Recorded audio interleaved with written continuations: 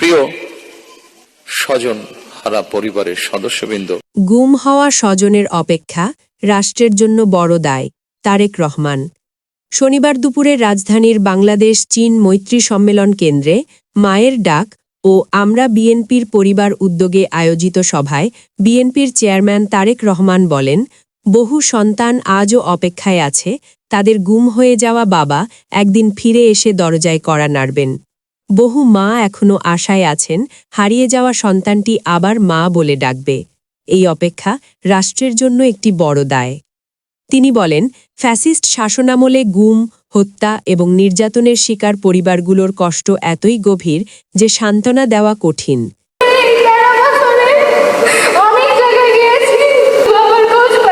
গণতন্ত্রে বিশ্বাসী প্রত্যেক মানুষকে সতর্ক থাকার আহ্বান জানিয়ে তিনি বলেন, যারা গণতন্ত্রের পথ ব্যাহত করার চেষ্টা করছেন তারা যেন সফল না হন। তারেক রহমান আরও বলেন, বিএনপি সর্বদা গুম হওয়া মানুষদের উদ্ধারের চেষ্টা চালিয়ে এসেছে।